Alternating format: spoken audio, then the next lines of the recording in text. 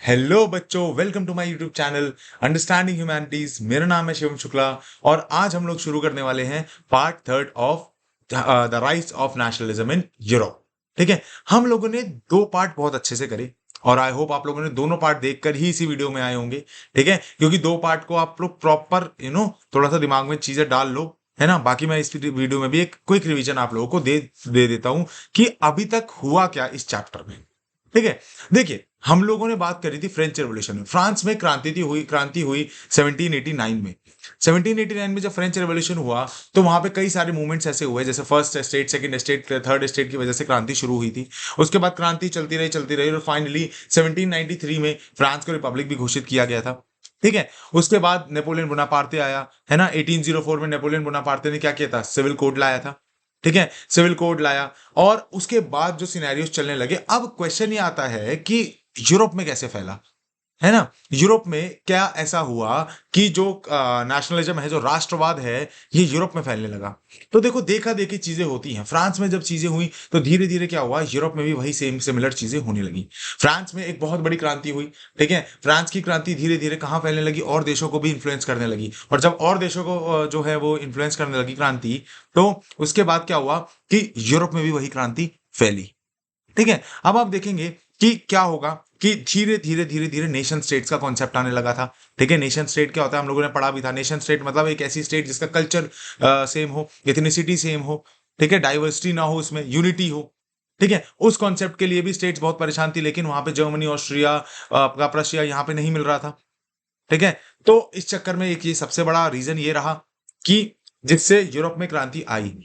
ठीक है, फिर उसके बाद अगर आप देखोगे तो एरिस्टोक्रेसी और न्यू मिडिल क्लास आया। जैसे ही एरिस्टोक्रेसी जो थी, उस दौरान यूरोप में एरिस्टोक्रेसी बहुत प्रॉब्लम क्रिएट कर रही थी।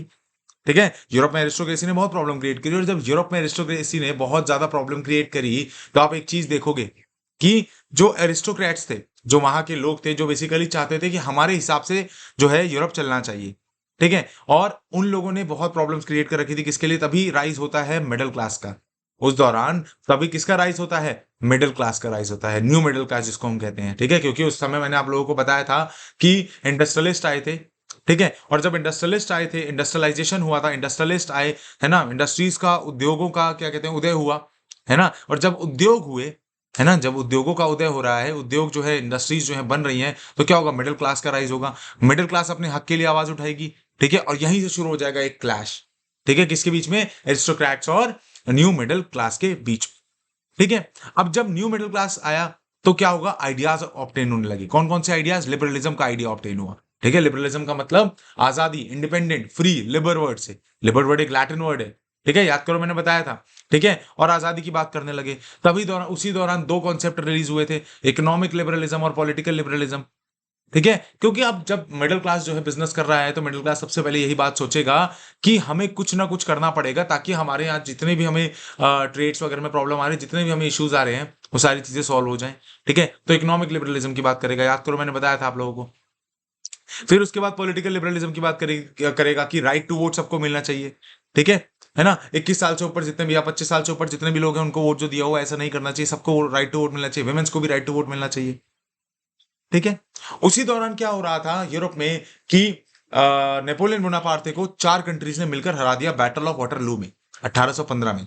1815 में जब बैटल ऑफ वाटरलू में नेपोलियन बोनापार्टे को हराया, किस किस ने? रशिया, ऑस्ट्रिया और ब्रिटेन, प्रैब। ठीक है, याद करना, याद रखना, भूलना नहीं, प्रैब ने। अब जब प्रैब ने इनको हरा दिया, तो क्या हुआ, दोबारा से टेक ओवर कौन कर लेगा? कंजर्वेटिव्स टेक ओवर कर लेंगे। ठीक है, कंजर्वेटिव्स कौन होते हैं? जो पुरानी सोच, जो चाहते हैं कि यूरोप जो है वैसा ही हो जाए जैसा 1789 के पहले था, ये जैसा नेपोलियन के पहले था। वो नेपोलियन के चेंजेस को अंडू करना चाहते हैं, और वो करते भी यही हैं। वो एक संधि, एक ट्रीटी साइन करते हैं वियना की, जिसको हम लोग कह देते हैं ट्रीटी ऑफ वियना। ठीक है, ट्रीटी ऑफ वियना साइन करते हैं और उसमें दो तीन पॉइंट्स को बहुत अच्छे से रखते हैं। वो क्या कहते हैं? वो कहते हैं कि हमें किसी भी हाल में जितने भी चेंजेस हैं नेपोलियन ने करे हैं, उसको अंडू करना है। हमें बर्बन डायनेस्टी को, याद करो, लुई 16 वाली बर्बन डायनेस्टी को फिर से स्टैब्लिश करना है। ठीक है, उन्होंने ये चीजें कही। उन्होंने बोला कि मोनार्की होनी चाहिए दोबारा से। ठीक है, तभी देश का विकास हो सकता है। तो ऐसी सोच वाले लोग दोबारा यूरोप में आने लगे, और जब ऐसी सोच वाले लोग दोबारा यूरोप में आने लगे, तो इनका विरोध करने वाले भी उतरेंगे। कहते हैं ना, जहां जहां दानव होता है, वहां वहां देवता भी उत्पन्न होते हैं। तो सेम सिनेरियो यहां पर भी हो रहा है, जैसे जैसे कंजर्वेटिव्स आएंगे वैसे ही वैसे क्या कहते हैं लिबरल्स और रेवोल्यूशनरीज आना शुरू होंगे। हमने लास्ट वीडियो का अंत यहीं पे किया था कि अब लिबरल और रेवोल्यूशनरीज जो है ये क्रांति करना शुरू करेंगे, लेकिन लिबरल्स और रेवोल्यूशनरीज के साथ क्या हो रहा है, लिबरल्स और रेवोल्यूशनरीज के साथ एक्सप्लॉइटेशन हो रहा है। कौन, कंजर्वेटिव्स इनको दबा रहे हैं, कंजर्वेटिव्स इनको काम नहीं करने दे रहे हैं, conservatives does not want that liberal should arise again, that liberal ideology should arise again, but still जो है कंजर्वेटिव्स इस चीज को फॉलो कर रहे हैं। ठीक है, यहां तक आप लोगों को आई होप आपको समझ में आ गया होगा। ठीक है, आगे का आगे पढ़ते, अब देखिए क्या हो रहा है कि इसी दौरान एक लिबरल की बात होती है। एक लिबरल आदमी है जिसका नाम है गिस्पे मजिनी। ठीक है, गिस्पी मजिनी बहुत इंपॉर्टेंट है। ठीक है, और गिस्पे मजिनी जो है एक बहुत ही बड़ा रिवोल्यूशनरी है, क्रांतिकारी है। वो जो किसकी तरफ से है, जो कंजर्वेटिव्स के खिलाफ आवाज उठा रहे हैं, है ना। और कंजर्वेटिव्स के खिलाफ जब आवाज उठाते हैं और उनके अगेंस्ट में बात करते हैं, और वो है लिबरल। ठीक है, इन्होंने कई सारी सोसाइटीज भी बनाई, सीक्रेट सोसाइटीज फॉर्म करी गई। सीक्रेट सोसाइटीज बेसिकली क्या होती है, ये सीक्रेट सोसाइटीज जैसे आप देख रहे हो यहाँ पे दो नाम लिखे हुए हैं मैंने, यंग इटली जो मर्सलिस में बनाई, यंग यूरोप जो वर्ने में बनाई।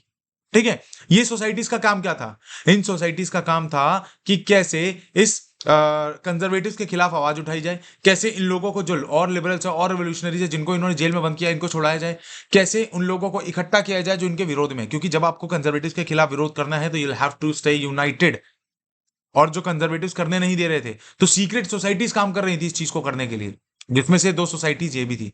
तो गिस्पे मजिनी जो थे एक इटालियन थे, और इन्होंने पहले भी बहुत सारे संगठन बनाए हुए थे, कार्बनरी जैसे संगठन बनाए हुए थे। ठीक है, और ये बेसिकली क्या थे, ये इनका जो मेन मुद्दा था ये इटली को लेकर था।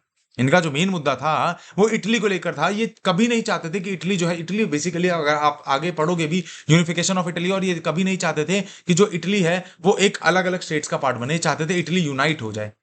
ठीक है, अभी हम आगे इसको पढ़ेंगे भी। ठीक है, इन्होंने स्विट्जरलैंड, फ्रांस, जर्मनी यहां पर क्या स्टैब्लिश करी, यहां पर इन्होंने सीक्रेट सोसाइटीज स्टैब्लिश करनी शुरू करी। इन्होंने विरोध करना शुरू किया किसका, कंजर्वेटिव्स का।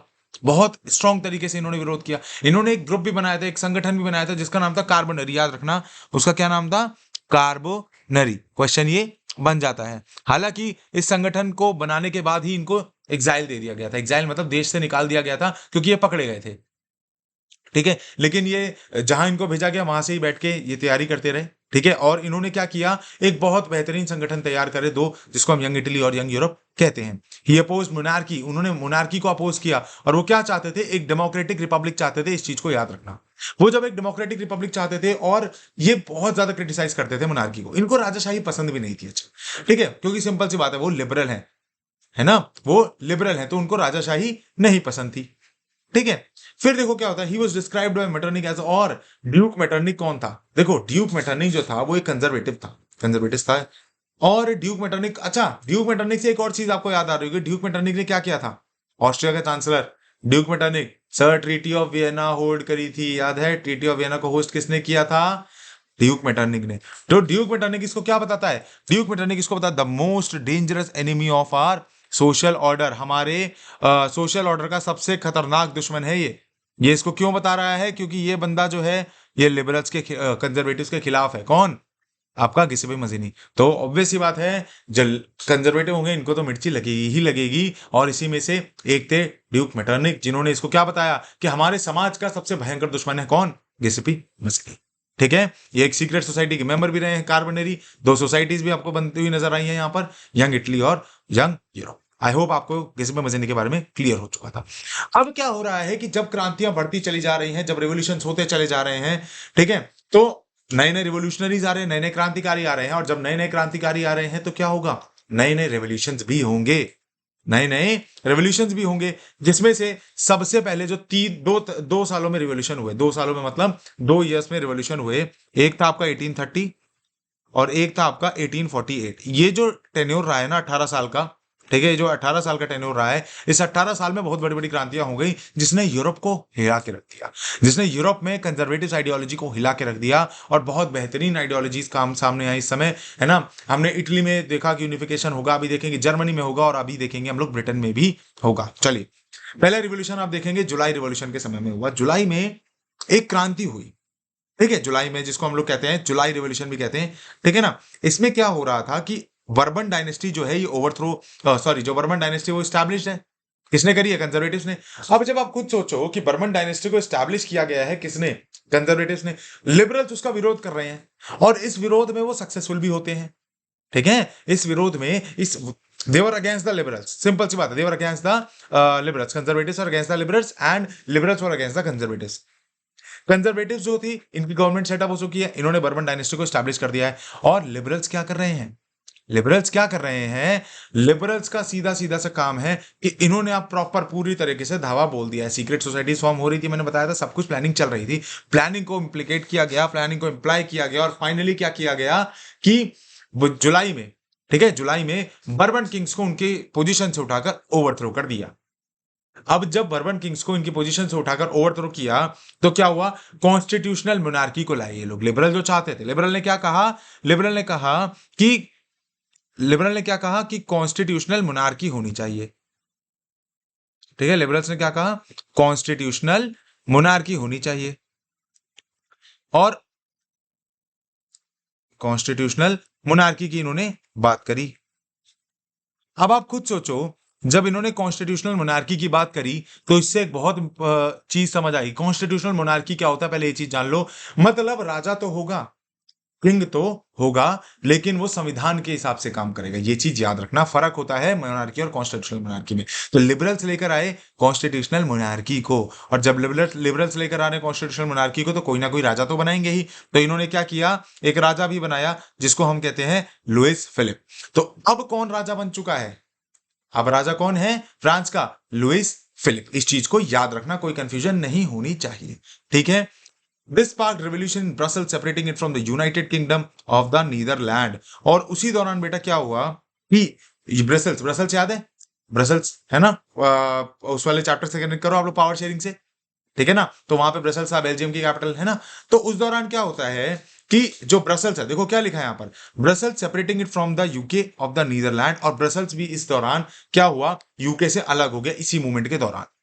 तो यानी कि आप देखो कितने बड़े बड़े मूवमेंट चल रहे हैं जुलाई में, है ना। और फाइनली इसी दौरान मेटरनिक ये भी कहता है, मेटरनिक कहता है कि भैया व्हेन फ्रांस नीजेस, जब फ्रांस स्नीज करता है the rest of Europe catches cold, यानी कि वहां फ्रांस ने छीका, ठीक है। और देखो कैसे कैसे बातें बोली जा रही है कि फ्रांस छींक रहा है और पूरा यूरोप बीमार पड़ रहा है, यानी कि फ्रांस की क्रांति की वजह से पूरे यूरोप में, यानी कि अब फ्रांस में शुरू हो गया ये कंजर्वेटिज्म वाला स्टार्ट भी। देखो फ्रांस में क्रांति शुरू हुई थी, एक चीज अच्छा रिलेट करो, फ्रांस में क्रांति शुरू हुई, पूरे यूरोप में फैली। फिर से अब फ्रांस में क्या हो रहा है? बर्बन किंग्स को ओवरथ्रोन कर दिया गया, फिर से लिबरल्स एक बार मूवमेंट में आ चुके हैं। और अब मेटरनी को पूरा डर है कि जहां जहां पर हम लोगों ने कंजर्वेटिव आइडियोलॉजी सेट करी है पूरे यूरोप में, वहां से अब फिर से सिनेरियो शुरू होंगे और यूरोप में फिर से विद्रोह होने शुरू हो जाएंगे, क्योंकि लिबरल्स फिर से जाग चुके हैं। तो क्या बोला उसने कि when France नीजेस the rest of Europe catches cold. Clear है? चलिए आगे बढ़ते हैं। अब इस दौरान मैंने आपको बताया कि जब यूरोप ने कैचेस कोल्ड किया है, अब जब यूरोप को बीमार तो हुआ है यूरोप, तो कुछ ना कुछ तो मूवमेंट यूरोप में भी हो रहे होंगे, और बिल्कुल हो रहे थे। क्या क्या मूवमेंट हो रहे थे? तो देखिए, ग्रीक इस दौरान अपना फायदा उठाता है। ग्रीस जो था ये ऑटोमन एम्पायर का पार्ट था, ठीक है। ग्रीस जो था ये है आपका ऑटोमन एम्पायर, है ना। और यहां पे आप देख रहे हो कि यहां पे ग्रीस आपको शायद देखने को ये रहा ग्रीस, ये ऑटोमन एम्पायर का पार्ट था। उसके साथ साथ ये सारे ऑटोमन एम्पायर के कंट्रोल में थे, लेकिन ऑटोमन एम्पायर जो था एक मुस्लिम साम्राज्य था, एक मुस्लिम लीडर के द्वारा ऑपरेटेड साम्राज्य था। तो बेसिकली ग्रीस जो था ये एक एंशियंट सिटी है। अब जब ग्रीस एक एंशियंट सिटी है और वो ऑटोमन एम्पायर के कंट्रोल में है, तो ऑटोमन एम्पायर जो था ये एक इस्लामिक एम्पायर था। और ऑटोमन एम्पायर का ये मानना क्या था कि भाई हमारे जो लॉज हैं वो ग्रीस में भी चलनी चाहिए, जो जो हमारे कंट्रोल में देश है उन सब में चलनी चाहिए। ग्रीस इस चीज से थोड़ा सा परेशान रहता था और ग्रीस को ये चीजें नहीं अच्छी लगती थी, क्योंकि उसका एक एंशियंट कल्चर है। याद करो एथेंस वगैरह, और इनका ओलंपिक्स वाला कल्चर बहुत पुराना है ना। और इस चक्कर में ग्रीस बहुत टाइम से मौके की तलाश में था कि यार कुछ मौका मिले और यहां पे मैं चौका मारूं, और ग्रीस ने मारा भी। ग्रीस को पता चल गया कि यूरोप में इस समय सब कुछ सही नहीं है, चारों तरफ अपराइजिंग्स हैं, लड़ाइयां चल रही हैं। इसी का फायदा किसने उठाया? ग्रीस ने। और उसकी वजह से क्या हुआ? इसने मदद मांगी किससे? वेस्टर्न कंट्रीज से। ग्रीस ने किससे मदद मांगी? वेस्टर्न कंट्रीज से मांगी, और वेस्टर्न कंट्रीज ने इसकी मदद करी भी। ठीक है। और फाइनली ग्रीस को आजादी भी दिला दी, किससे? ऑटोमन एम्पायर से। 1821 में इन्होंने शुरू किया था, याद रखना, 1821 में इन्होंने मूवमेंट को शुरू किया और 1821 के बाद शुरू हुआ। और nationalist in Greece got support from the Greeks living in exile and also from the west Europeans who had sympathies. क्या बताया था मैंने? यूरोपियन से इनको सिंपैथी मिलनी शुरू हुई और उन्होंने आजादी मांगी। उसके बाद हेल्प भी मिली इनको, और ग्रीक कल्चर को लेकर भी हेल्प मांगी इनको, वो भी मिली। कई सारे पोएट आर्टिस्ट्स ने भी बहुत ज्यादा सपोर्ट किया इनको, ठीक है ना, कि मुस्लिम एम्पायर जो इस्लामिक एम्पायर है इससे हमें हेल्प हेल्प कर दो, और करी भी गई। और फाइनली एक इंग्लिश पोएट भी थे, लॉर्ड बायरन, जिन्होंने फंड्स भी ऑर्गेनाइज करे इनके साथ। तो मतलब आप देखो कि कैसे लोग जो है वो ग्रीस की मदद कर रहे हैं, वेस्टर्न यूरोपियन कंट्रीज की मदद कर रही हैं। और फाइनली क्या होता है? 1832 ट्रीटी ऑफ कॉन्स्टेंटिनोपल, बहुत इंपॉर्टेंट ट्रीटी, बहुत इंपॉर्टेंट, हर बार एग्जाम में पूछी जाती है। ट्रीटी ऑफ कॉन्स्टेंटिनोपल अगर आप देखोगे तो इस ट्रीटी, इस संधि के तहत में क्या बोला गया कि आज से ग्रीस आजाद है, आज से ग्रीस आजाद है। तो treaty of Constantinople declared the Greece as an independent nation. I hope आपको ये सब क्लियर हो गया होगा, ठीक है। नेक्स्ट पेज पे आते हैं। देखिए अब जाग जाती है एक सिनेरियो जिसको हम कहते हैं रोमांटिसिज्म, ठीक है। रोमांटिसिज्म क्या होता है? अब रोमांटिसिज्म अगर आप देखोगे तो हर एक देश को आजाद कराने में ना इस शब्द का बहुत महत्व है, ठीक है। अगर आप हर एक देश की बात करोगे तो इस शब्द का जो रोमांटिसिज्म आप देख रहे हो इसका बहुत बड़ा महत्व है। क्यों महत्व है? क्योंकि एक कल्चरल मूवमेंट होता है बेसिकली, जिससे क्या होता है कि आपके दिल में, आपके आपके अंदर एक भावना पैदा होती है राष्ट्रवाद की। अगर मैं आज आपसे बोल दूं कि क्या गांधी जी ने सिर्फ देश आजाद करवाया, तो गांधी जी ने सिर्फ देश आजाद नहीं करा, गांधी जी के साथ कई सारे देशभक्त और थे, ठीक है। गांधी जी के साथ रविंद्रनाथ टैगोर जैसे लोग थे जिन्होंने रोमांटिसिज्म को भी बहुत ज्यादा आगे बढ़ाया, है ना। गांधी जी के साथ अमरिंद्रनाथ टैगोर जैसे लोग भी थे, ठीक है ना, जिन्होंने Indian society of oriental arts बनाया। ऐसे लोग थे जिन्होंने जनगण मन लिखा, जिन्होंने अमार सोनार बांग्ला, जिसको बांग्लादेश का राष्ट्रगान लिखा। तो ये सारी चीजें लिखने वाले लोग भी थे जिन्होंने भारत माता की पेंटिंग बनाई। भारत को आजाद कराने में इन लोगों की भी महत्वपूर्ण भूमिका मानी जाती है, क्योंकि इन्हीं लोगों से लोगों में यूनिटी आई, लोगों में कल्चर आया। तो यही लोग जो थे, ऐसे लोग यूरोप में भी थे, ठीक है। ये क्यों ऐसा करा जाता है? ताकि एक कल्चर, एक शेयर कल्चर, एक पास्ट, ऐसा फील हो कि हाँ हम लोग एक साथ हैं, हम एक यूनाइट हैं, ठीक है। We are under one roof who are fighting for our own culture, ठीक है।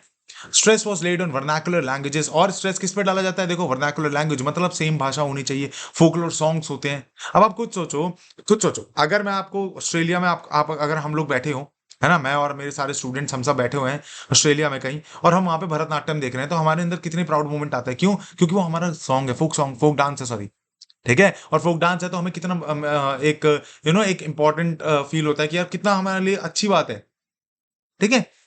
For example the people of Poland who were under, अब एक कहानी है यहाँ पर। एक बार क्या होता है कि कुछ पोलैंड के जो लोग होते हैं वो रशियन कंट्रोल में होते हैं, ठीक है। अब यहाँ पे आप देखोगे कि कैसे एक भाषा जो है महत्वपूर्ण भूमिका निभाती है, ठीक है।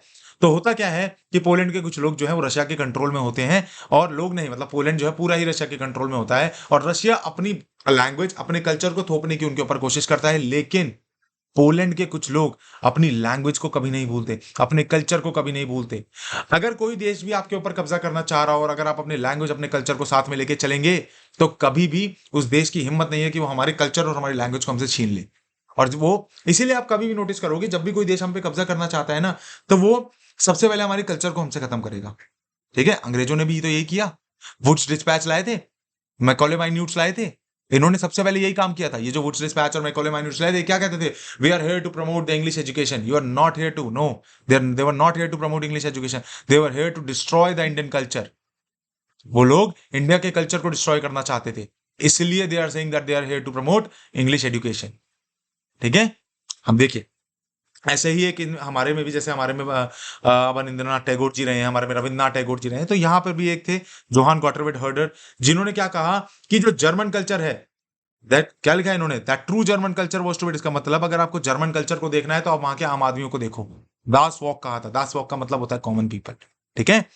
The emphasis was laid on using, और इन्होंने क्या कहा कि आप अपनी वर्नाकुलर लैंग्वेज, आप अपनी लोकल लैंग्वेज का यूज करो, उनको मत छोड़ो, भले ही आपके ऊपर कोई कब्जा कर ले, है ना। लोकल फोकलोर और एंशिएंट नेशनल स्पिरिट, और एक मैसेज को कैरी करो कि इलिटरेट पीपल जो पढ़े लिखे नहीं है उन तक भी ये खबर पहुंचे कि हमारा देश हमारा है। तो ये रोमांटिसिज्म होता है। आई होप आपको रोमांटिसिज्म वाला कॉन्सेप्ट क्लियर हो गया होगा, ठीक है।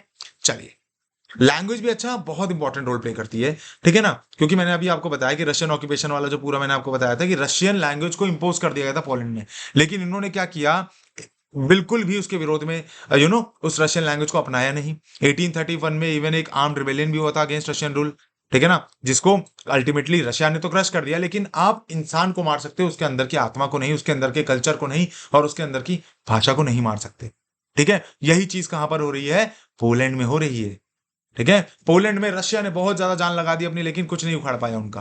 क्यों? रीजन यही था, ठीक है। Following this many members of the clergy in Poland began to use language, और इसी वजह से क्या होने लगा कि लैंग्वेज को एक वेपन ऑफ नेशनल रेजिस्टेंस का यूज होने लगे, ठीक है। मतलब भाषा जो है अब एक नेशनल नेशनल रेजिस्टेंस है, ठीक है। Polish was used for church gatherings and all religious instructions. As a result, a large number of priests and bishops were put in jail or sent to Siberia by the Russian authorities. बहुत कोशिश करते रहे Russian authorities, है ना, क्योंकि meetings होती थी churches वगैरह में, है ना, और उसकी वजह से क्या होता था कि वहां के जो पुजारी होते, जो प्रीस्ट वगैरह होते थे, या फिर जो वहां के फादर वगैरह होते थे, उनको उठा उठा के जेल में डाल दिया जाता था कि आप ऐसी मीटिंग्स को नहीं करवा सकते। और जब ऐसा होने लगा तो उनके कल्चर पे भी अटैक धीरे धीरे ये लोग करने लगे थे, ठीक है। और the use of Polish came to be seen as a symbol of the Russian, ये जो पॉलिश भाषा थी, पॉलिश जो लैंग्वेज है पोलैंड की, ये एक क्या निकली, ये एक उनके लिए स्ट्रगल बन के निकली रशियन डोमिनेंस का, ठीक है, कि सिंबल बन के निकली, बेसिकली एक सिंबल बन के निकली कि कैसे स्ट्रगल करा गया रशियन डोमिनेंस के द्वारा, ठीक है। क्लियर है? आई होप आपको ये रोमांटिसिज्म टॉपिक बहुत अच्छे से समझ आया होगा, ठीक है। अब देखिए 1830 की तो क्रांति आपको समझ आ गई, 1848 में भी एक रिवॉल्यूशन हुआ, मैंने बताया ना 1830, ये 18 साल जो है वो खूब रिवॉल्यूशन हुए हैं, ठीक है। 1848 में एक रिवॉल्यूशन हुआ है, छोटा सा रिवॉल्यूशन है, इसको भी हम लोग फटाफट से एक बार दिमाग में कहानी की तरह पढ़ते हैं। अब देखिए क्या हो रहा है कि 1848 के साल में बहुत सारी क्रांति हुई। एक जुलाई रिवॉल्यूशन हम लोगों ने पढ़ा था 1830 का, है ना, और ये जो 1848 का रिवॉल्यूशन है, इसको कौन लीड कर रहा है, एडुकेटेड मिडिल क्लास। पहले तो ये चीज याद रखना, ठीक है, middle class as always, middle class इसको भी लीड कर रही है। अब होता क्या है कि लुइस फिलिप इस समय राजा है फ्रांस का, ठीक है, अभी तक। अब जब ये क्रांति हो रही है तो भी, तो 1848 में क्या होता है, द फ्रेंच मोनार्क को ना डीथ्रोन कर देते हैं लोग।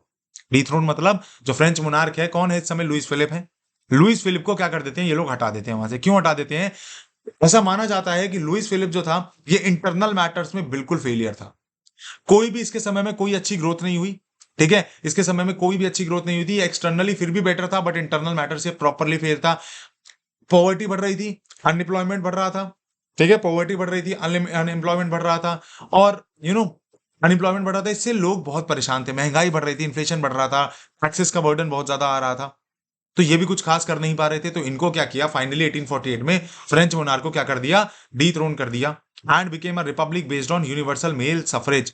Right to vote was given to all men, but यहां पर एक चीज नहीं लिखी है। और यहां पर क्या किया, जैसे ही फ्रांस के राजा को डीथ्रोन किया गया, तुरंत राइट टू वोट सबको दे दिया गया, सारे मेंस को राइट टू वोट दिया गया। बट ऐसे लोग जो 21,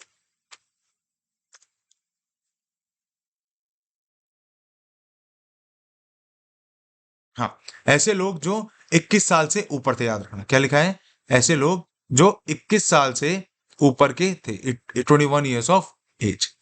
अब जब 21 साल से लोग का ऊपर से जो लोग थे उनको क्या दे दिया गया, राइट टू वोट दे दिया गया, ठीक है। In other parts of Europe nation से did not yet exist such as Germany, Italy and Poland. और अब क्या हुआ, धीरे धीरे लोगों ने कहा कि अब बहुत हो गया, अब हमें क्या चाहिए, यूनिफिकेशन। अब जर्मनी, इटली और पोलैंड की बात आएगी कि इनमें क्या चाहिए, यूनिफिकेशन की बात उठेगी, और अब यूनिफिकेशन होना शुरू होंगे। तो 1848 की जो क्रांति ऐसी मानी जाती है कि इस दौरान बहुत सारे रिवॉल्यूशन, बहुत सारी क्रांतियां हुई थी, ठीक है, बहुत सारे बड़े बड़े रिवॉल्यूशन हुए थे, जैसे जर्मनी में हुआ, इटली में हुआ और ब्रिटेन में होगा, ठीक है। और इन्होंने फाइनली क्या डिसाइड किया, जर्मनी के लोगों की अब हम बात करते हैं, तो देखो जर्मनी के लोगों ने ना बेटा क्या डिसाइड किया कि अब हमें एक असेंबली बनानी चाहिए, ठीक है। इन्होंने क्या डिसाइड किया, अब हमें एक असेंबली बनानी चाहिए। जैसे आप देख रहे हो यार, लिबरल्स रियली लिबरल, है ना, तो इनके बीच में भी, इनके पीछे भी, इस फोटो के पीछे बहुत बड़ा डीप स्टडी है कि क्या लिबरल्स आज के समय में भी अगर आप देखोगे तो आर लिबरल्स रियली लिबरल्स, क्या लिबरल्स सही में लिबरल्स हैं? इस पे ना एक थोड़ा सा कहीं ना कहीं आप डिस्कशन करना कि क्या भारत के लिबरल्स भी सच में लिबरल्स हैं, क्या वो कंजर्वेटिव्स हैं, क्या वो लिबरल्स हैं, क्या भारत में कौन सी आइडियोलॉजी आज के समय में परसिस्ट करती है, एक बार कमेंट सेक्शन में जरूर डाल के बताना। थोड़ा सा इस पे एक हेल्दी डिस्कशन करेंगे एक अलग वीडियो लाके, ठीक है। In Germany, people of educated middle class came together and decided to vote for a German National Assembly. अब क्या होता है, जर्मनी में लोगों को जोश आया, उन्होंने क्या, भाई बहुत हो गया, अब हम क्या करेंगे, अब हम जो अपने जर्मनी देश को क्या बनाएंगे, रिपब्लिक बनाएंगे और हम यहाँ पे डेमोक्रेसी लाएंगे। इन्होंने क्या किया, एक जर्मन नेशनल असेंबली पे वोट भी कर दिया, ठीक है, जर्मन नेशनल असेंबली बना ली इन्होंने। अब जब इन्होंने जर्मन नेशनल असेंबली बनाई तो मई 1848 को इन्होंने इस असेंबली में 831 लोगों को इलेक्ट भी कर दिया। अब देखो 841 इलेक्टेड रिप्रेजेंटेटिव्स गए और फ्रैंकफर्ट के पार्लियामेंट में मार्च करते हुए पहुंचे, बिल्कुल एकदम मूवमेंट करते हुए 831 लोग पहुंच गए, ठीक है। अब जब 831 लोग वहां पहुंच गए तो हुआ क्या, वहां पे इन्होंने क्या किया, अपना संविधान भी बनाया, अपना कॉन्स्टिट्यूशन बनाया, ठीक है। और क्या कहा कि मोनार्की जो किंग है, जो अभी जो हमारा परसिस्टेंट किंग है, उसको हम यहाँ पे राजा बनाएंगे, लेकिन he have to work under the constitution. ये बात उन्होंने बड़े प्यार से बोली, इन्हें लगा राजा मान जाएगा, लेकिन ऐसा हुआ नहीं। उस दौरान जो प्रशिया का राजा था, जर्मनी का राजा था, वो कौन थे, फ्रेडरिक विलियम फोर, इन्होंने मना कर दिया और इन सबको मारा, ठीक है। ये सब भागे और फाइनली ये रिवॉल्यूशन 1848 का एक फेलियर माना जाता है जो जर्मनी में हुआ था, ठीक है। The German parliament which resisted the demands of the workers and artisans lost their support. Later the parliament led by educated middle was forced to disband. और जितने भी एजुकेटेड मिडिल क्लास के जो लोग थे जो पार्लियामेंट में थे, वो भी फोर्स हो गए डिसबैंड होने के लिए, उनको भी तोड़ दिया गया, उनको भी हटा दिया गया वहां से। तो फाइनली ये जो रिवॉल्यूशन था, ये एक बहुत बड़ा फेलियर था। और इस दौरान क्या हो रहा था, विमेन्स भी बहुत ज्यादा एक्टिव हो गई थी, विमेन्स ने भी बहुत सारे संगठन बना लिए थे, ठीक है। विमेन्स ने भी बहुत सारे संगठन बना लिए, विमेन्स ने भी बहुत बड़े बड़े रिवॉल्यूशंस करने की सोच लिया था कि अब हमें भी वोटिंग राइट चाहिए। तो विमेन्स भी एक तरह से एक्टिव होने शुरू हो गई थी, ठीक है। अब जब वुमेन्स एक्टिव होना शुरू हो रही है, मेंस भी प्रॉपर काम कर रहे हैं, तो अब जर्मनी में लोगों को गुस्सा तो आ गया। जर्मनी में लोगों को क्या लगा कि भाई ये तो गलत चीज है, ठीक है। वहां पे लिबरल्स भी एक्टिव हो गए प्रॉपर, कि आपने एक 831 इलेक्टेड रिप्रेजेंटेटिव्स को पहली बात तो एकदम ही हटा दिया वहां से, ठीक है। वहां से एजुकेटेड मिडिल क्लास थे, उनको भी हटा दिया, तो ये बहुत गलत किया, ये आपको नहीं करना चाहिए था। और फ्रेडरिक विलियम फोर्थ के अगेंस्ट में लोग होना शुरू हुए थे, ठीक है। अब आएगा एक बहुत इंपॉर्टेंट टॉपिक जो एग्जामिनर्स का फेवरेट होता है, कि यूनिफिकेशन ऑफ इटली, ठीक है, unification of Italy, sorry, Germany and Italy, ठीक है। जर्मनी जो थे ना, जर्मनी और इटली जो थे, मैंने आपको 1000 बार बता दिया कि वो लोग जो थे वो एक स्टेट, नेशन स्टेट नहीं थे, मतलब एक ही एरिया के अंदर कई सारी स्टेट्स में बटे हुए थे। तो इनके यूनिफिकेशन में आपको 2-3 नाम आपको बहुत सुनने को मिलेंगे, जिसमें आएगा ऑटो वन बिस्मार्क, ठीक है ना। और ऑटो वन बिस्मार्क को तो even father of the unification of Italy भी, father of the unification of Italy भी कहा जाता है। इसमें आपको सुनने को मिलेंगे गिसेपे मजीनी, इसमें आपको सुनने को मिलेंगे गिसेपे गैरिबाल्डी, ठीक है ना। ये लोग आपको सुनने में को मिलेंगे। The newly emerged middle class in Germany in 1848। अब इन्होंने क्या किया, जो 1848 में नया मिडिल क्लास इमर्ज हुआ, अभी मैंने आपको बताया, ये लोग बेचारे गए तो थे राजा से बात करने, लेकिन राजा ने बात करी नहीं, ये इमर्ज हुए, है ना। और इन्होंने अब हेल्प मांगनी शुरू करी। इन्होंने बोला कि अब हमें जर्मनी में एक रिवोल्यूशन की बहुत बड़ी जरूरत है और अब हमें जर्मनी को इकट्ठा करना ही पड़ेगा, ठीक है। और इन्होंने क्या किया, देखो क्या लिखा है, German kingdoms which were suppressed by monarchies and large landowners into one nation state governed by an elected body. Prussia, a German kingdom, took the leadership in uniting various German states. अब Prussia इस समय सामने आया, Prussia ने बोला मैं करूंगा ये काम, ठीक है। प्रशा जो वही जर्मनी का ही एक पार्ट रहा है, वो सामने आया, उसने बोला कि भैया मेरा काम है, मैं जर्मनी को यूनाइट करवाऊंगा। और उसी दौरान ऑटो वन बिस्मार्क जो चीफ मिनिस्टर थे, कहाँ के, प्रशा के, इन्होंने बोला कि मैं हेल्प करूंगा। इसीलिए इनको बोला जाता है father of the unification of Germany, मैंने शायद पहले इटली बोल दिया था उसको, है ना, वो कर देना, father of unification of Germany इसीलिए इनको बोला जाता है, क्योंकि जर्मनी को यूनिफाई करने में इनका बहुत बड़ा हाथ रहा है। ये कौन थे, प्रशिया के चीफ मिनिस्टर थे, याद रखना, ठीक है। और क्या हुआ, इन्होंने लड़ाई लड़ी, किससे, वहां पे जो अलग अलग स्टेट्स में अलग अलग मुनार्क्स बैठे हुए थे, इनके साथ लड़ाई हुई। 7 ईयर्स में 3 वॉर्स लड़ी भी गई, देखो क्या लिखा है, 7 साल में 3 लड़ाई लड़ी, है ना। The Prussian army with the help of Austria, French and Danish आर्मीज for 3 Wars and successfully incorporated और द स्मॉल। इन्होंने क्या लड़ा, ऑस्ट्रिया की मदद से, फ्रांस की मदद से और डेनिश आर्मीज की मदद से इन्होंने जर्मनी में जितनी भी छोटी छोटी स्टेट थी इन सबको हरा दिया, और फाइनली जर्मनी की छोटी स्टेट्स को मर्ज कर दिया गया, और फाइनली जर्मनी को एक नेशन स्टेट बनाने में बहुत बड़ा हाथ इनका था, ठीक है। और जर्मनी का यूनिफिकेशन कंप्लीट हुआ। बहुत सरल शब्दों में मैंने आपको बताया है कि जर्मनी का यूनिफिकेशन कैसे हुआ, ठीक है। आई होप आप लोग एनसीईआरटी में इसको मार्क कर रहे होगे साथ साथ, ठीक है। पेन और पेपर लेके बैठे होगे, कथा नहीं सुन रहे होगे सत्संग की, ठीक है, कि हाँ हम बैठे हुए हैं और बाबा जी बोल रहे हैं, ठीक है, ऐसा नहीं, आप लोग लिखो और साथ साथ करते जाओ, ठीक है। In 1871, William I was declared as the Emperor of Germany at the Palace of Versailles. और फाइनली 1871 में फ्रेडरिक विलियम फर्स्ट को क्या डिक्लेयर कर दिया गया था, पैलेस ऑफ वर्साई के एक राजा डिक्लेयर कर दिया गया, एम्परर डिक्लेयर कर दिया पैलेस ऑफ वर्सले में। ठीक है, द प्रोसेस और इसका जो वो होता है ना ताजपोशी जिसको हम कहते हैं, क्राउन और ऑनर जो होता है, वो हुआ था एक हॉल था मिरर ऑफ हॉल्स, एनसीईआरटी में आपको उसकी फोटो मिल जाएगी, मैंने यहाँ पे लगाई नहीं है। ठीक है, मिरर ऑफ हॉल्स में इसका प्रॉपर एक ताजपोशी हुई पैलेस ऑफ वर्साई में। The process of the unification of Germany exhibited the power of Prussian state, और क्या दिख गया कि प्रशिया में कैसे एक प्रशिया जैसी स्टेट ने कैसे एक पूरे जर्मनी को यूनिफाई कर दिया। ठीक है, कई सारे न्यू रिफॉर्म्स भी इनिशिएट करे, बैंकिंग भी लाया, ये करेंसी भी लाया, एडमिनिस्ट्रेशन, जुडिशरी, ये सारे काम भी इसने लाया। समझ में आया? आई होप आपको जर्मनी का यूनिफिकेशन समझ में आया हो, है ना। ये है प्रशिया, और इसने कैसे एक पूरी देखो सेक्सोने, प्रेग, वर्सो, ये सारी आप चीजें देख रहे हो, है ना, इन सबको एक यूनाइट करने का इसने काम किया था। और ये फोटो जो आप देख रहे हो ये किसकी है? ये ऑटोमन बिस्मार्क है, जिनको father of unification of Germany भी कहा जाता है।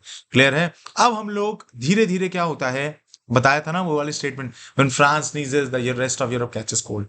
धीरे धीरे बीमारी तो सबको लगेगी ही। किसको लगी? अभी जर्मनी को। अब किसको लगेगी? इटली को लगेगी। ठीक है, अब देखिए, इटली जो था ये भी एक पॉलिटिकली फ्रैगमेंटेड देश था। जैसे आप यहां पे देखोगे तो ये इटली जो है ना, ये कैसे बटा हुआ है, देखो ये है सर्दिनिया पिडमेंट एक पार्ट, ठीक है, ये इसका नॉर्दर्न वाला पार्ट है, ये सेकंड पार्ट था, ये इसका सेंट्रल वाला पार्ट है पीपल स्टेट का, ये थर्ड पार्ट था, और ये फोर्थ वाला पार्ट है। तो यानी कि अगर आप देखो, वैसे तो ये 7 पार्ट में बटा था, लेकिन मेजर मेजर दिखने वाले 4 हैं, इसमें इटली इस समय बटा हुआ था।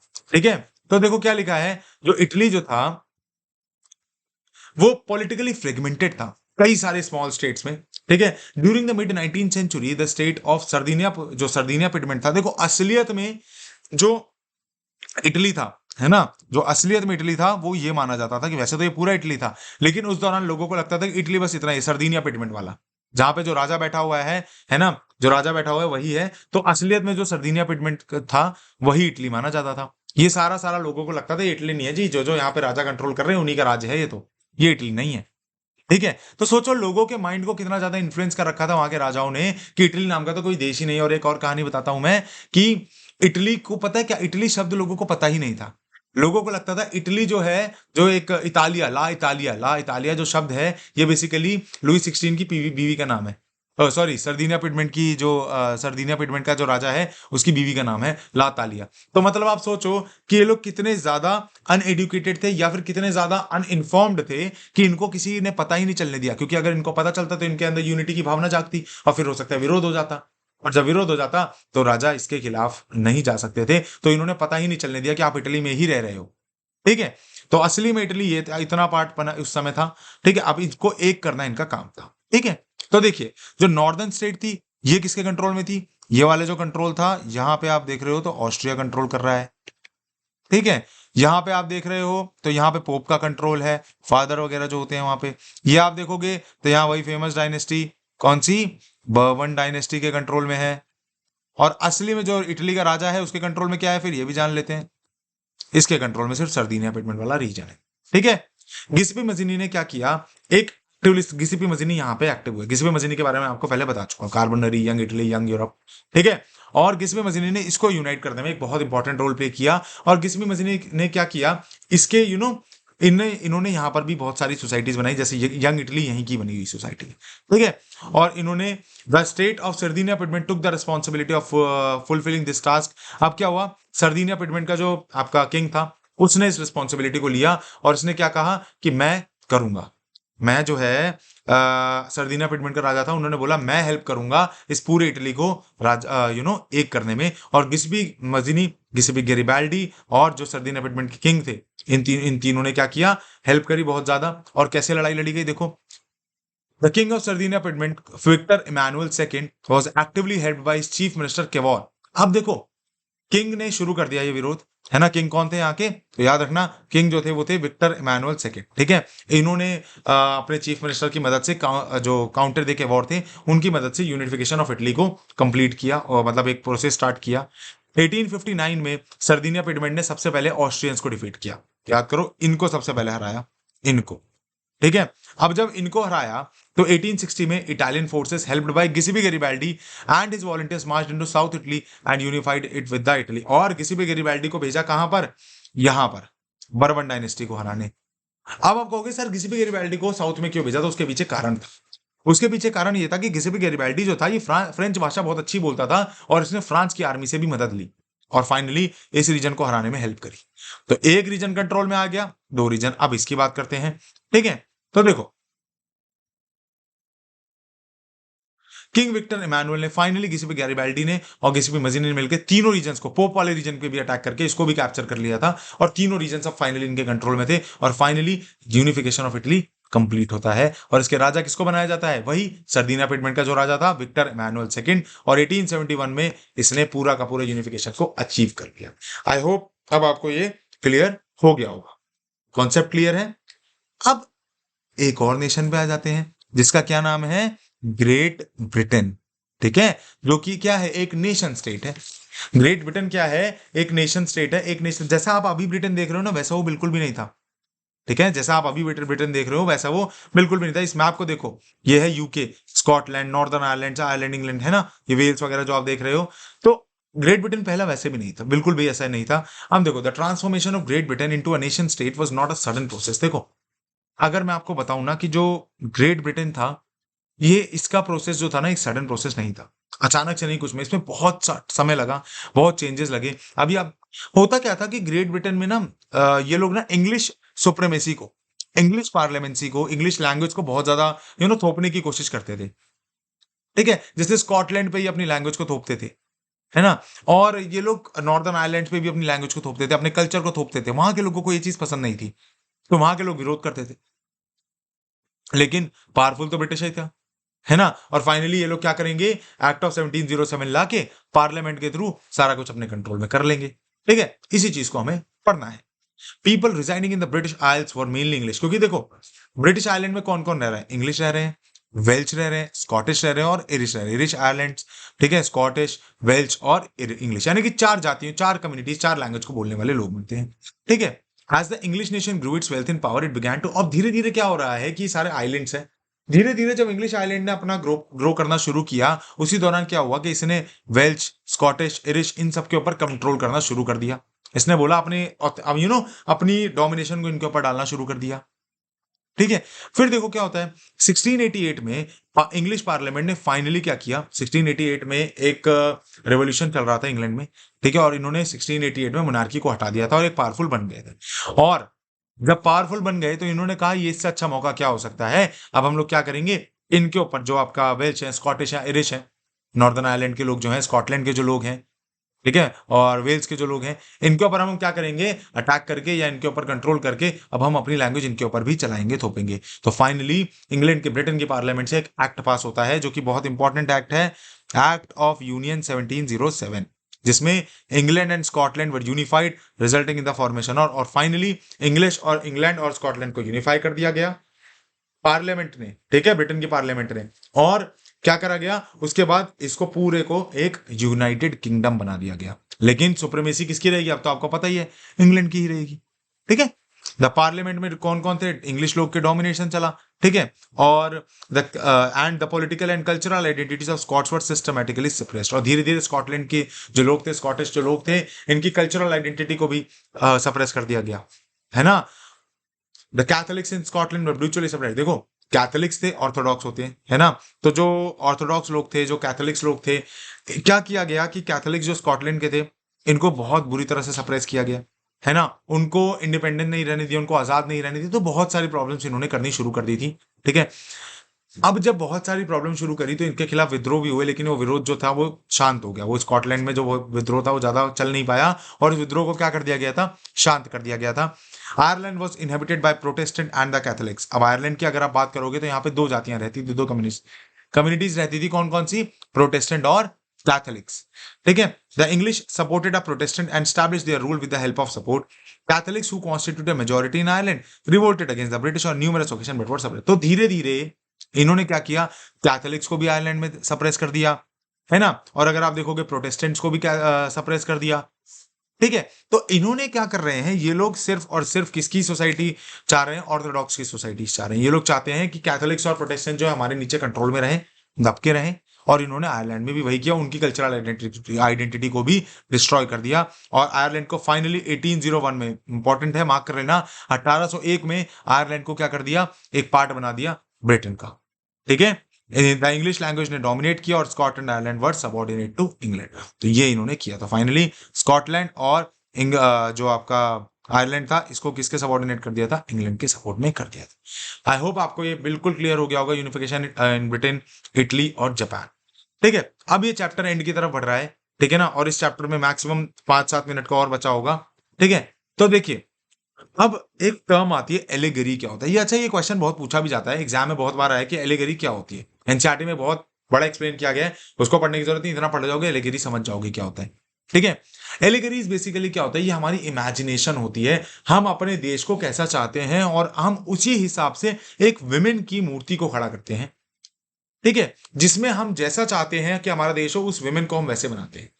अब आप कहोगे सर विमेन ही क्यों, मेन क्यों नहीं? क्योंकि आपने देखा ना फ्रांस में विमेन्स के लिए कुछ था, ना यूरोप में विमेन्स के लिए कुछ था। तो विमेन्स के लिए, इसीलिए विमेन्स को एक एक साइन बनाया गया, एक एब्स्ट्रैक्ट सिंबल बनाया गया, जो बेसिकली क्या करेगा, जो विमेन की मॉडिफिकेशन या फिर विमेन की विमेन की अपलिफ्टमेंट में भी हेल्प करेगा। इसीलिए विमेन्स को रखा गया यहाँ पे, जो जिन्होंने भी एलिगरीज बनाई, विमेन्स की अपलिफ्टमेंट में हेल्प करेगा। ठीक है, the idea of a nation was expressed in various forms by artists and painters. Most of the nations were portrayed as female figure. The female figure जैसे फ्रांस में मेरियाने थी, जर्मनी में Germania थी। ठीक है ना, तो इसलिए रिप्रेजेंट किया गया। जैसे भारत में कौन थी? कौन थी बताओ? भारत माता, बिल्कुल सही बात। ठीक है ना, भारत में कौन थी? भारत माता। जर्मनी में कौन थी? जर्मेनिया। फ्रांस में कौन थी? मेरियाने। ठीक है, एलिगरी क्या होती है? अब्स्ट्रैक्ट आइडिया होता है which is express through a person or a thing. It can be literal or symbolic. एक लिटरल भी हो सकती है, या तो आप लिख के या फिर सिंबल। तो ये देखो, आप ये जर्मनी देख रहे हो। ठीक है, अभी इसी में कई सारे हम लोग जो इसमें पिक्स बेस पे, जो फोटोज बेस पे क्वेश्चन आते हैं, उसको भी हम लोग करेंगे। ठीक है, तो ये आपका बेसिकली एक एलिगरी होती है। एलिगरी में आप देख रहे हो, जैसे इन्होंने क्या पकड़ा हुआ है? एक स्वॉर्ड पकड़ी हुई है, जो क्या दिखा रहा है? ब्रेवरी दिखा रहा है। लेकिन स्वॉर्ड के आसपास आप देख रहे हो, अगर मैं थोड़ा सा जूम करके दिखाऊं इसको, तो स्वॉर्ड के आसपास आपको दिख रहा है, ये देखो, ये ओक लीव्स भी है, जो दिखा रहा है कि पीस को भी हम लोग सपोर्ट करते हैं, है ना। लेकिन जब लड़ने का वक्त आएगा तो लड़ने को भी रेडी है। ये जर्मनी का फ्लैग इन्होंने बना हुआ है, ये ब्रेस्ट प्लेट विद ईगल पहनी हुई है ना, जो इनकी ब्रेवरी को दिखा रही है। इन्होंने ओक का जो वो पहना हुआ है, क्या कहते हैं, ताज जिसको हम कहते हैं ना, ये सर पे जो क्राउन पहनाया जाता है। तो आप यहां से क्या देख रहे हो? ये सिंबल्स अच्छा पढ़ के जाना, एनसीईआरटी में सिंबल्स लिखे हुए हैं, इन सिंबल्स को पढ़ के जाना। ठीक है, तो यहां पे आप देख रहे हो कि कैसे जो है जर्मेनिया जो है, ये एक एलिगरी नेशन था। कैसे जो था जर्मेनिया जो था, है ना, जर्मेनिया को एक एलिगरी बनाया गया, और कैसे जर्मनी की खास बातें इसमें डाली भी गई हैं। ठीक है, आप देखिए नेशनलिज्म एंड इंपीरियलिज्म। अब देखो, राष्ट्रवाद और इंपीरियलिज्म क्या होता है, इसको जानने से पहले ना थोड़ा सा राष्ट्रवाद के बारे में जानते हैं। देखो, हर देश को आजाद करने के लिए ना हमें राष्ट्रवादी होना बहुत जरूरी है। अगर आपके अंदर आज रोमांटिसिज्म नहीं है, अगर आपके अंदर देशभक्ति की भावना नहीं है, तो शायद आप देश को आजाद करने के लिए इतना कंट्रीब्यूट नहीं कर पाओगे। ठीक है ना, क्योंकि अगर आपको देखो, सबको देश के लिए प्यार तो होता है, लेकिन क्रांतिकारी कुछ ही लोग बन पाते हैं। सब लोग अच्छा क्रांतिकारी नहीं बनते। भगत सिंह एक ही थे, महात्मा गांधी एक ही थे, सुभाष चंद्र बोस एक ही थे। ठीक है, तो वही चीज होती है, हम जब उसको सही समय पे इंप्लीमेंट कर देते हैं, तो आप हर देश में यही देखोगे, कई लोगों ने अपनी जानें दी, तब जाके आज जो आप सुख एंजॉय कर रहे हो, आज जो आपके आपके पास जो आज फ्रीडम है, हैप्पीनेस है, तब जाके आज हम इस लेवल पे पहुंचे हैं। तो उसी दौरान पे नेशनलिज्म क्या होता है? राष्ट्रवाद की भूमिका, यानी कि अपने देश के लिए इंटेंस और नैरो माइंडेड, और many Nations become intolerant of each other and compete with one other in control of territories. मतलब राष्ट्रवाद जो है एक भावना है अपने देश के लिए। इसके लिए कई देशों ने लड़े भी, कई देशों ने एक दूसरे के अगेंस्ट में compete भी किया। ठीक है, इंपीरियलिज्म क्या है? Is territorial control of a region or a country by another country by using military control. Simple सी बात है। इंपीरियलिज्म क्या होता है? इंपीरियलिज्म का मतलब होता है जब एक कंट्री दूसरी कंट्री के ऊपर कंट्रोल करती है मिलिट्री का इस्तेमाल करके, पावर का इस्तेमाल करके, उसको हम क्या कह देते हैं? इंपीरियलिज्म कह देते हैं। ठीक है, the feeling of nationalism become intense in the Balkan reason. अब एक रीजन है बाल्कन रीजन, बाल्कन कंट्रीज हैं। ठीक है ना, जैसे बाल्कन नेशन में आपका हो गया रोमानिया, ठीक है, आपका हो गया स्लोवेनिया, ठीक है, बुल्गारिया, है ना। ये जो रीजन्स हैं, ये क्रोएशिया, ऐसे जो रीजन्स हैं, ये बेसिकली आप देखोगे बाल्कन रीजन माने जाते हैं। तो बाल्कन रीजन का ना एक सिनारियो है, देखो लिखा भी है, Romania, Bulgaria, Macedonia, Croatia, Greece, Bosnia Herzegovina, Slovenia, Montenegro, है ना। और इन कंट्रीज में जो रहने वाले लोग हैं वो कौन है? इनको क्या कहा जाता है? तो बेटा इनको कहा जाता है स्लैब्स। याद रखना, जो बाल्कन रीजन में रहने वाले लोग हैं, इनको क्या कहा जाता है? स्लैब्स कहा जाता है। ठीक है, अब होता क्या था, रोमन एम्पायर डिसइंटीग्रेट हो गया। ठीक है। रोमन एम्पायर डिसइंटीग्रेट हुआ अराउंड 1832 के अराउंड, 1832 के अराउंड इसका डिसइंटीग्रेशन हुआ था, मुझे एग्जैक्ट डेट याद नहीं है। ठीक है। जब ये रोमन एम्पायर, ऑटोमन एम्पायर टूटा, और जब ऑटोमन एम्पायर का ब्रेकडाउन हुआ तो ये सारे देश जो इसके कंट्रोल में थे ये क्या हो गए, ये तितर बितर हो गए। छोटे छोटे देश थे, पहले तो एक एम्पायर ने बाइंड अप कर रखा था। ठीक है। ये जो बाल्कन रीजन के नेशंस थे, इनके ऊपर कंट्रोल किसका था, ऑटोमन एम्पायर का। ऑटोमन एम्पायर टूट गया, इसको हरा दिया गया। ठीक है। और जब ऑटोमन एम्पायर को हराया गया तो ये देश भी अलग अलग हो गए। और जब ये देश अलग अलग हो गए तो इससे क्या होने लगा कि the region made the situation very explosive, और यहां पर अब ये लड़ने लगे आपस में। ठीक है। ये लोग आपस में लड़ने लगे। One by one the European nationalist in the Balkan broke away from the country and declare independence. सबने इंडिपेंडेंट डिक्लेयर कर दी कि भाई अब से हम आजाद हैं, अब से हम किसी के कंट्रोल में नहीं है। ठीक है। As the different Slavic nationalist struggle to define their identity and independence the Balkan area. और उसी दौरान क्या हो गया, जो पहले के जो कंट्रीज थे, यूरोपियन कंट्रीज थे, जर्मनी, इटली, जापान, रशिया, ठीक है, आपका फ्रांस, ब्रिटेन, ये जो नेशन थे ये लोग तो नजर गड़ाए बैठे थे इन पे, क्योंकि इनकी कल्चरल आइडेंटिटी अलग थी। और प्लस ये लोग ना यहाँ इन देशों में, बाल्कन नेशंस में जो नेचुरल रिसोर्सेज थे वो काफी अच्छे मिलते थे। ठीक है। तो ये लोग तो नजर गड़ा के बैठे थे कि भैया कब हमें मौका मिले और हम इन पे अटैक करके इनके ऊपर कंट्रोल कर ले, क्योंकि ये छोटे छोटे नेशन थे, ज्यादा पावरफुल तो थे नहीं। और जब ये ज्यादा पावरफुल नहीं थे, अब ऑटोमन एम्पायर गया, इनको मौका मिल गया, और ये एरिया बन गया इंटेंस कन्फ्लिक्ट का एरिया। ठीक है। During this regime many powerful European nation जैसे इंग्लैंड, फ्रांस, रशिया, जर्मनी, इन्होंने कंपीट किया। और फाइनली एक बहुत बड़ा रीजन किसका बनता है, फर्स्ट वर्ल्ड वॉर का। ठीक है। 1914 टू 1918। कब से हुई थी फर्स्ट वर्ल्ड वॉर, 1914 टू 1918। किस वजह से, बाल्कन रीजन एक बहुत बड़ा रीजन बन जाता। क्लियर है। ठीक है। और बाद में धीरे धीरे सब रिलेशन और अफ्रीकन कंट्रीज जो थी, इनको भी यूरोपियन नेशंस ने आपका क्या कहते हैं, कॉलोनाइज करना शुरू किया। एंटी इंपीरियल मूवमेंट चालू हुए जो कॉलोनीज में थे। ठीक है। और उसके बाद तो ये यूरोप में लड़ाइयां चलती ही नहीं, दूसरे अफ्रीका में भी इन्होंने कंट्रोल किया, आपने देखा भारत में भी कंट्रोल किया। ठीक है ना। और फिर जो है पूरा वर्ल्ड ही एक तरह से एक ब्रिटिश कॉलोनीज बन चुका था।